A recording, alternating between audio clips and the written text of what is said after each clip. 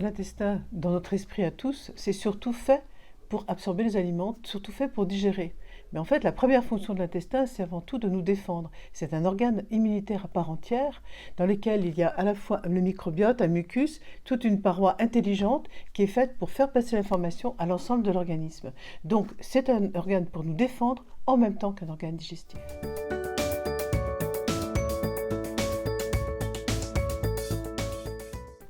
Alors l'intestin poreux, c'est un problème très important.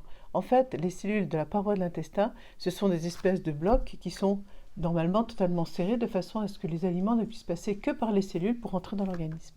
À partir du moment où ces blocs se séparent et qu'il y a des fissures entre les blocs, à ce moment-là, les choses passent de manière totalement anarchique et entraînent une inflammation au niveau de l'intestin. Cette inflammation elle est gérée par le système immunitaire qui a conflit avec les choses qui vont entrer dans l'organisme et qui ne sont pas faites pour passer en direct. À ce moment-là, cette inflammation va augmenter la séparation de cellules de ces blocs, et ça va faire des inflammations et à la fois douloureuses et à la fois qui vont se propager à l'ensemble de l'organisme.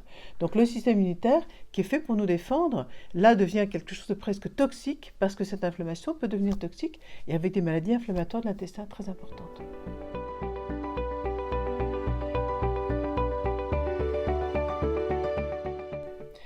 C'est une question tout à fait pertinente. Effectivement, comme je disais, l'intestin est un organe immunitaire à part entière et un transmetteur de souffrances terribles. En fait, l'intestin, c'est comme notre peau de l'intérieur, comme une peau de l'extérieur faite pour nous défendre de l'extérieur. L'intérieur de l'intestin nous met en contact avec l'extérieur, des informations qui viennent de l'extérieur, qui se mêlent avec des informations de l'intérieur. Quand on regarde ce qui se passe au niveau des plaques de Peyer, qui sont des parties très particulières de l'intestin, il y a des cellules immunitaires qui sont faites pour capter l'information dans la lumière intestinale et la faire parvenir au système immunitaire, aux lymphocytes, et en particulier à des lymphocytes B, qui sont des fabricants d'immunoglobulines, d'anticorps. Mais les lymphocytes B ne vont pas faire seulement les anticorps à l'endroit où arrive l'information.